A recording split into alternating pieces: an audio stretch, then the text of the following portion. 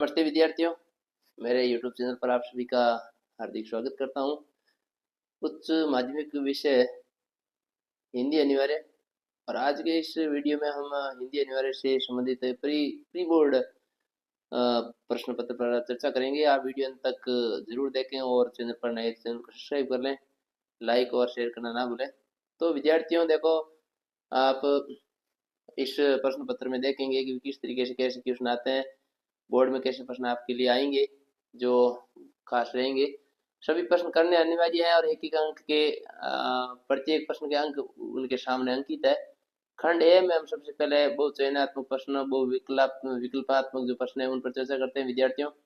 तो देखो यहाँ पर आपके पहला क्वेश्चन है कि पतंग कविता के कवि है। तो ये तो बहुत ही सरल क्वेश्चन है, आलोक धनवा है इसका राइट आंसर। दूसरा है, कवि ने अपने खेत में कौन सा बीज बोया था। तो यहाँ पर सभी ऑप्शन दे रखे हैं, उसमें राइट ऑप्शन हो जाएगा विचार रूपी बीज, कल्पना रूपी बीज बोया था। कवि निर्मला बादल का आह्वान किस रूप में करता है। तो यहाँ पर देखो इसका राइट आंसर हो जाएगा विद्यार्थियों क्रांति। और वीडियो अंत तक देखें जिससे ये पूरा प्रश्न पत्र आपको हल किया हुआ समझ में आएगा। प्री बोर्ड हिंदी अनिवार्य। भक्तिन का गोना किस आयु में हुआ था। तो ये इसका राइट आंसर हो जाएगा 9 वर्ष की आयु में उसका गोना हुआ था। किसकी आवाज मृत गांव में संजीवनी शक्ति भरती थी। तो ये बहुत ही इजी क्वेश्चन है, पहलवान की ढोलक इसका राइट आंसर हो जाएगा। विचारों को अभिव्यक्त करने का माध्यम अगला क्वेश्चन है, तो इसका राइट आंसर है विचार हम अपने भाषा से अभिव्यक्त कर सकते हैं। लेजिस्लेटिव शब्द का सही अर्थ क्या है। तो लेजिस्लेटिव शब्द का सही अर्थ हो जाएगा विधायी, यानी विधानसभा होता है तो इसका विधायी राइट आंसर हो जाएगा। प्यारे बच्चों, अगला क्वेश्चन है, संचार के किस माध्यम में दृश्यों का अधिक महत्व होता है। तो इसका दृश्यों का मतलब है कि देखने वाली चीजें, तो टेलीविजन इसका राइट आंसर हो जाएगा। इसके बाद अगला क्वेश्चन है, किस उल्टा पिरामिड शैली में समाचार, किसी उल्टा पिरामिड शैली में समाचार कितने भागों में बांटा जाता है विद्यार्थियों। तो इसमें राइट आंसर हो जाएगा 3 भागों में बांटा जाता है। समेकित माध्यम किसे कहते हैं। तो ये समेकित माध्यम जो है वो ये राइट आंसर है टेलीविजन, जिसमें दृश्य श्रव्य दोनों होते हैं, तो समेकित हो गया है इसलिए। यशोधर बाबू किस पद पर नियुक्त हुए थे। तो इसका राइट आंसर हो जाएगा विद्यार्थियों आपके सेक्शन ऑफिसर। जूझ के लेखक के पिता का नाम क्या था। तो ये आपको पता होना चाहिए, रत्नापा इसका राइट आंसर है, पिता का नाम था। अगले देखो, कुछ रिक्त स्थान आपके 6 रिक्त स्थान आएंगे एक एक नंबर के, तो ये भी बहुत महत्वपूर्ण है। तो इसमें देखो राइट आंसर हो जाएगा पहले का, ही विकसित होकर भाषा के बोली ही विकसित। तो बोली यहाँ पर खाली जगह भरना, पहली खाली जगह में। राजस्व के लिए सही शब्द देगा तो रेवेन्यू, रेवेन्यू कहते हैं इसको। यहाँ पर रेवेन्यू भरना REVNUE, तो ये आपके हो जाएगा यहाँ पर। यह है यमुना पुत्रों का नगर है। तो यहाँ पर वाक्य में आपके लक्षण शब्द शक्ति का प्रयोग हुआ है। वाच्यार्थ को बोध करने वाली शब्द शक्ति को अभिधा कहा जाता है, अभिधा शब्द शक्ति कहा जाता है या मुख्य अर्थ कहा जाता है। वाच्यार्थ को बोध करने वाली शब्द शक्ति को अभिधा शब्द शक्ति कहा जाता है। यहाँ अभिधा आएगा, वाच्यार्थ या मुख्य अर्थ तो एक ही हो गया, तो अभिधा भर देना। सारी बीज नारी है कि नारी बीज सारी है। तो यहाँ संदेह हो रहा है, तो इसलिए इसमें संदेह अलंकार है, यहाँ पर संदेह अलंकार भरना है आपको। और जहाँ कारण नहीं होने पर भी कार्य हो बिना कारण के, तो यहाँ पर विभावना अलंकार होता है, तो यहाँ पर विभावना भरना है आपको।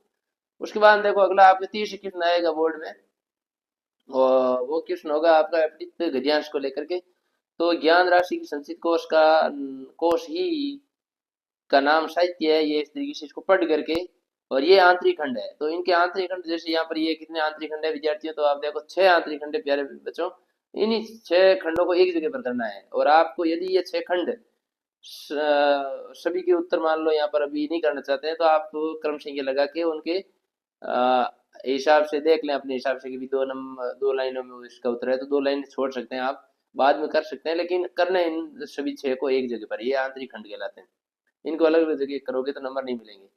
अगला है अपठित पद्यांश को पढ़कर प्रश्नों के उत्तर दीजिए। तो इसमें आपको पद्यांश को पढ़ना है, और इसको पढ़ करके ये जो 6 आंतरिक खंड है इन 6 को एक जगह पर करना है, ये ध्यान रखना है, अलग अलग जगह पर आप नहीं करोगे।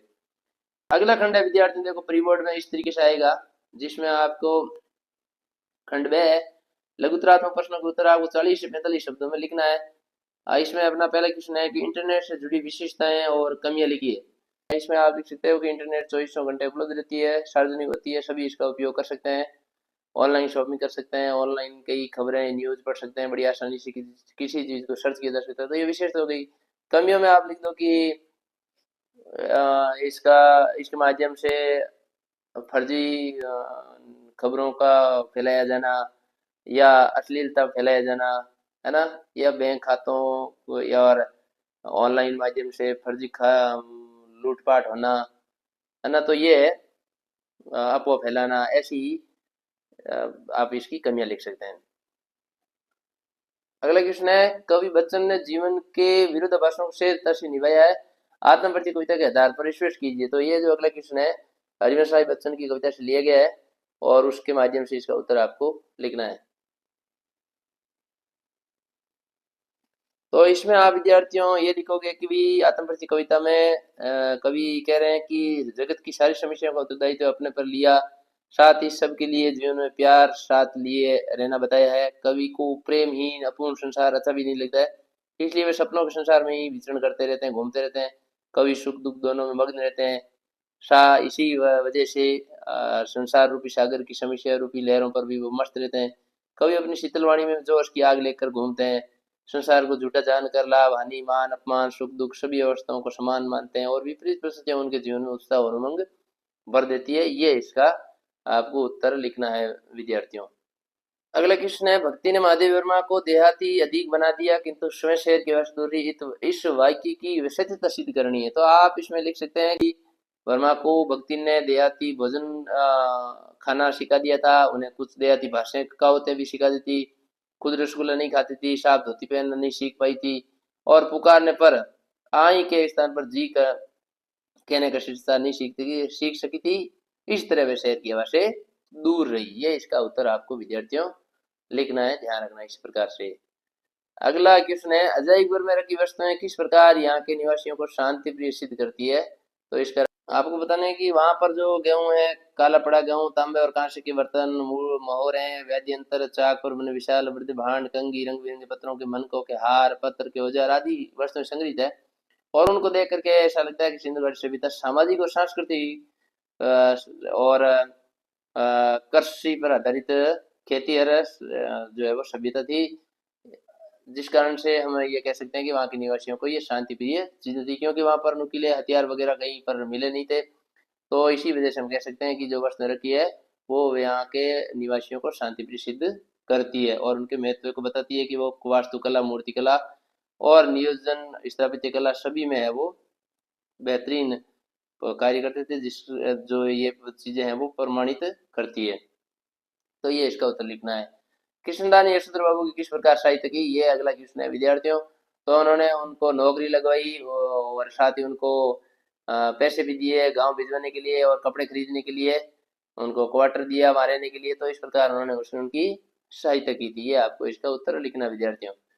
इसके बाद में खंड 6 शुरू होता है, तो इसमें 60 से 80 शब्दों में उत्तर आपको लिखना है और इसमें आपके देखो पहला क्वेश्चन है, बात सीधी थी पर कविता के विषय पर प्रकाश डालिए। तो इसका उत्तर आपको लिखना है।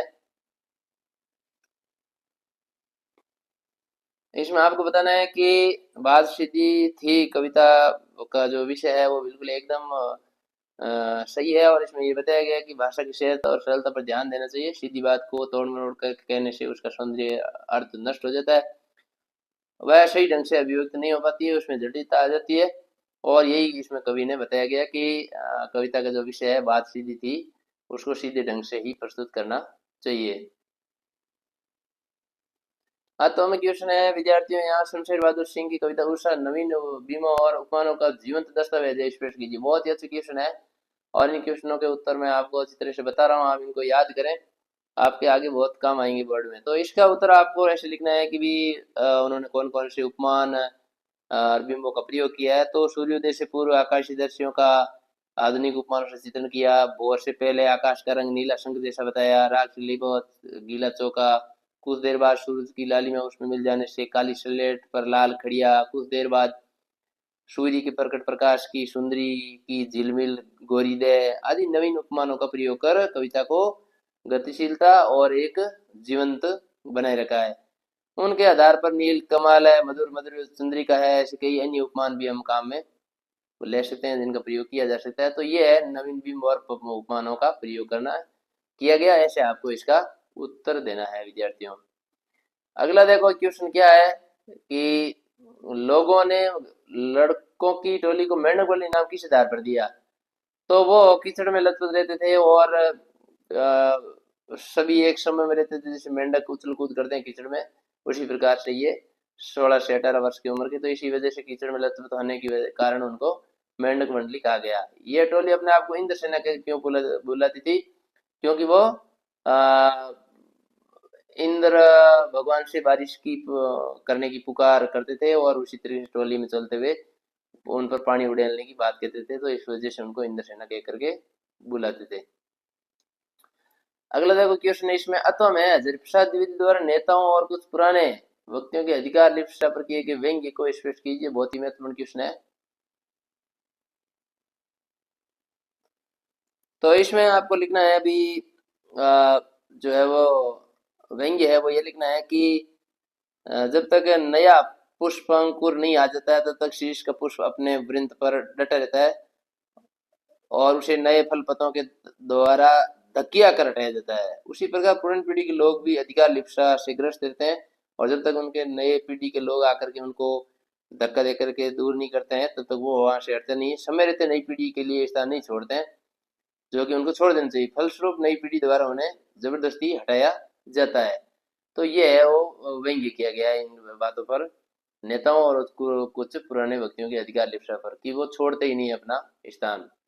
अगला क्वेश्चन है, लेखक की माँ उस नारी जाति की प्रतीक है जो पुरुषों द्वारा सदैव प्रताड़ित होते हुए भी कुछ नहीं कर पाती। जूझ पाठ के आधार पर प्रमाण सिद्ध कीजिए, प्रमाण सही सिद्ध कीजिए। तो ये भाषा थोड़ी इनकी कठिन है प्रश्नों की, लेकिन उत्तर बहुत आसान है।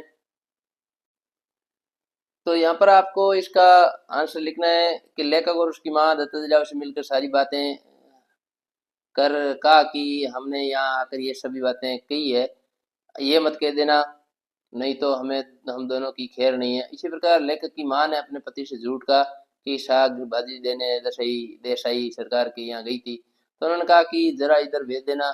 इस प्रकार झूठ का सहारा लेकर लेखक के पिता को दत्ताजी राव के पास भेजा गया। यदि वे दोनों झूठ का सहारा नहीं लेते तो लेखक की पढ़ाई का निर्णय नहीं होता।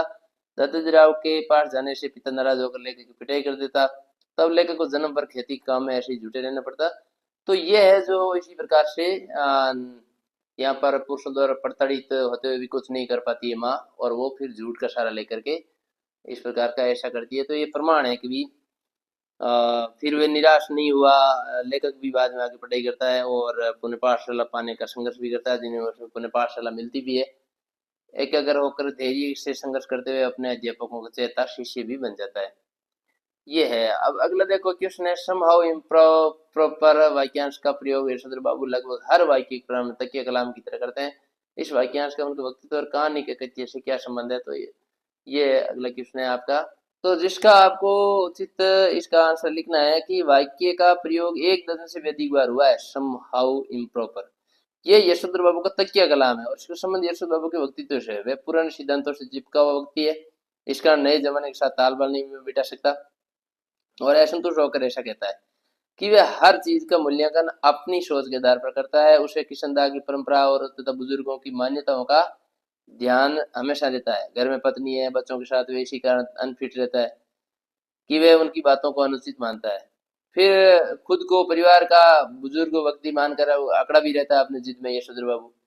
इस कारण यशोधर बाबू क्या बार बार समहाउ इम्प्रॉपर वाक्यांश उनके पुराने परंपरावादी व्यक्तित्व के प्रश्न चिन्ह लगाता है। लेखक ने व्यंजना की है कि नए युग के अनुसार जीना और नए परिवर्तनों को स्वीकार करना चाहिए। नए जमाने के हिसाब से यशोधर बाबू की तरह ये समहाउ इम्प्रॉपर नहीं होना चाहिए। समहाउ इम्प्रॉपर यानी मुझे ये अनुचित लगता है, ये इसका हिंदी में अर्थ हो जाएगा, जो अंग्रेजी शब्द है ये। तो इस प्रकार ये उनके कहानियों का तीसरे संबंध है। इसका ये उत्तर आपको लिखना है। पाठ्य पुस्तक का 30 प्रश्न है ये, वहां से आप इसको अच्छी तरह से याद भी कर सकते हैं। अगला देखो, मोहनजोदड़ो का वह निर्माण जो आधुनिक सभ्यता के निर्माण को भी पीछे छोड़ देता है, उस महाकुंड की क्या विशेषता है? यहाँ पर आपको और कुछ नहीं करना, महाकुंड की जो विशेषता है वो बतानी है। तो यहाँ पर विद्यार्थियों देखो, महाकुंड की आपको क्या विशेषता बननी है कि भी वो कुंड 40 फुट लंबा था, 25 फुट चौड़ा है तथा इस कुंड की गहराई 7 फुट है। कुंड के उत्तर और दक्षिण से सीढ़ियां उतरती है। इसके 3 तरफ सातों के कक्ष बने हुए, उत्तर में 2 पंक्तियों में स्नानघर बने हुए। उन बने स्नानघरों की संख्या 8 है। उन स्नानघरों की सबसे बड़ी विशेषता यह है कि किसी का भी दरवाजा दूसरे के सामने नहीं खुलता है। ये कुंड सिद्ध वास्तुकला का एक सुंदर नमूना है। तो महाकुंड का इस तरीके से आपको वर्णन करना है विद्यार्थियों।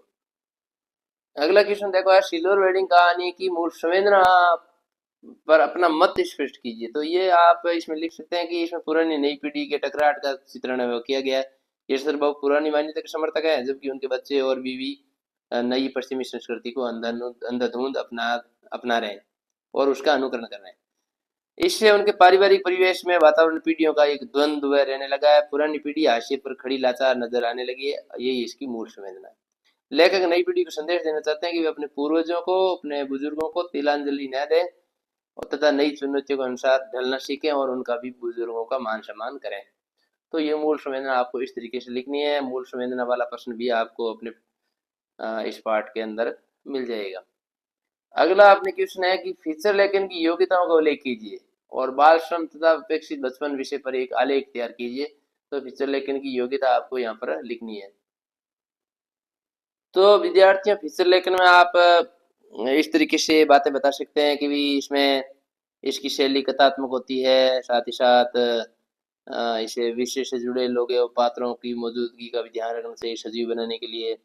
फोटो, रेखांकन, ग्राफिक्स आदि का उपयोग करना चाहिए। मनोरंजन के साथ सूचनात्मक भी फीचर होना चाहिए। भाषा शब्दावली ऐसी होनी चाहिए जिसमें भावपूर्णता हो, गतिशीलता हो, है ना। तो वैसे तो इसका कोई लेखन का निश्चित ढांचा नहीं होता है, लेकिन फिर भी इसमें आकर्षक और उत्सुकता पैदा करने वाला लेखन कार्य होना चाहिए। इसमें विशेषज्ञता होनी चाहिए, भौतिकता होनी चाहिए, परिवेश के प्रति जागरूक होना चाहिए, आत्मविश्वास, निष्पक्ष दृष्टि, ये चीजें आपको फीचर लेखन की योग्यता में लिखनी है। अब आपको बाल श्रम और उपेक्षित बचपन विषय पर एक आलेख तैयार करना है। तो उसमें आप लिख सकते हैं कि बाल श्रम समस्त संसार की एक ज्वलंत समस्या है। भारत में इसका व्यापार व्यापक असर है। ऐसे ही शुरू करनी है सीधा ही। संयुक्त राष्ट्र महासभा ने सन 1979 में बाल श्रम के विरोध में प्रस्ताव पास किया। भारत सरकार ने भी 1986 में बाल श्रम निषेध कानून बनाया, जिसमें 14 वर्ष से कम आयु बच्चों से काम कराना अपराध है। अतः वस्तुतः बाल श्रम के कारण ही गरीब बच्चों का बचपन काफी कष्ट में बीतता है। ऐसे बच्चों को न तो शिक्षा प्राप्त होने की सुविधा मिलती है और न ही वो खेल कूद सकते हैं, अच्छी तरह से इन्हें मनोरंजन कर सकते हैं, और उनको बंद हुआ जीवन जीना पड़ता है। इस समस्या के निराकरण राष्ट्रीय बालक अधिकार संरक्षण आयोग बाल श्रम उन्मूलन अधिनियम बनाकर एक जन जागरण का प्रयास किया सरकार ने। तो ये चीजें आपको इसमें इस प्रकार बाल श्रम और उपेक्षित बचपन पर ये आलेख एक तैयार करना है। फिर तुलसीदास और महादेवी वर्मा पर आपको कोई परिचय लिखना, दोनों में से एक का लिखना है। जो 4 नंबर का क्वेश्चन आएगा तो अभी बोर्ड में, ये बोर्ड के हिसाब से ही पढ़ रहे हैं तो ये ध्यान रखें आप, दो में से एक, दोनों में से एक करना है। फिर आपको पद्यांश की सप्रसंग व्याख्या करनी है। तो फिर आप गोरखपुरी वाले पाठ से ये लिया गया है। इसमें आपको लिखना है कि प्रस्तुत पद्यांश फिर आप गोरखपुरी द्वारा लिखित जो है वो अध्याय से लिया गया है, और इसमें इसके बारे में माँ और बच्चे की ममता के बारे में बताया गया है। फिर अपने गद्यांश की सप्रसंग व्याख्या करनी है। तो शीर्ष का फूल वाले जयदेव प्रसाद द्विवेदी है, और ये जी चुप रही वाला जो अध्याय है उसमें भी ये हो गया अथवा में, तो इसका भी आपको करना है। तो अथवा वाले में आप है ना वो काले मेघ पानी धर्मी भारती द्वारा रचित जो पाठ है संस्मरण है उसमें से यहाँ से लिया गया है, तो उसका लिखना है। इस प्रकार आपको ऐसे करना है। और आज अगला क्वेश्चन देखो 18वां आपका आएगा, राजस्थान के माध्यमिक उच्च माध्यमिक कंप्यूटर वाले उपकरण की आपूर्ति तो निविदा तैयार कीजिए, जो आपको बताई हुई है अच्छी तरह से। तो वो क्रम संख्या लगा करके आपको निविदा एक तैयार करनी है, जिसमें आपको सबसे पहले ऊपर बीच में कार्यालय का नाम लिखना है, राजस्थान सरकार कार्यालय निदेशक राष्ट्रीय माध्यमिक शिक्षा अभियान जयपुर। फिर आपको दाईं हाथ की तरफ है वो इधर यहाँ पर दिनांक लगानी है, कार्यालय का नाम है बीच में लिखना है, और यहाँ पर आपको पत्र क्रमांक और निविदा सूचना लिखना है। इसके बाद में देखो आपको कुछ लिखना है कि भी राजस्थान के माध्यमिक उच्च माध्यमिक विद्यालयों में कंप्यूटर व अन्य उपकरणों की आपूर्ति या सप्लाई करना है। तो पंजीकृत कंपनी दिनांक इतने तक निविदाएं आमंत्रित की जाती है। निविदा प्रपत्र विभाग की वेबसाइट से डाउनलोड किया जा सकता है। प्राप्त निविदाएं 26 या जो भी तारीख है उसको इतने बजे निविदादाताओं के समक्ष सामने खोली जाएगी। विवरण इस प्रकार है। फिर विवरण में आपको 1 नंबर पर लिखना क्रम संख्या 2 में कार्य विवरण, जिसमें कंप्यूटर, सीपीयू अन्य, और 2 number photo scanner machine, 3 number में लैपटॉप ऐसे लगाना। फिर कंप्यूटर और सीपीयू के सामने आपको अनुमानित लागत लिखनी है। करोड़ों में है तो लाखों में है तो वो फोटो स्कैनर मशीन के सामने आपको लागत, लैपटॉप की लागत, द्रव्य राशि लिखनी है लाखों में, और अवधि लिखनी है आपको कि कितने महीनों में ये सामग्री आपको उपलब्ध करवानी है। तो कंप्यूटर वाले 2-3 महीने लिख सकते हो, फोटो स्कैनर मशीन 1 महीना 1.5 महीने लिख दो, लैपटॉप अभी 1.5 महीने लिख दो। ये आपको एक चौक सारणी बनानी है, सारणी बना करके लिखना, फिर नीचे आपको हस्ताक्षर करना निदेशक आयुक्त के जो भी भेज रहा है उसके। ठीक है, तो इस प्रकार ये आपको निविदा तैयार होगी। विज्ञप्ति तैयार करनी है तो विज्ञप्ति भी हम आपको बता चुके हैं पहले, तो उसी प्रकार से विज्ञप्ति तैयार करनी है। और अंतिम प्रश्न आपका आएगा किसी एक विषय पर सारगर्भित निबंध लिखना है 300 शब्दों 5 नंबर का, तो इसमें 4 दिए हुए, चारों में से एक पर आपको लिखना है। और इस प्रकार विद्यार्थियों ये आपको तैयार करना है। तो मिलते हैं एक और नई वीडियो और नई जानकारी के साथ, तब तक के लिए जय हिंद जय भारत। थैंक यू विद्यार्थियों।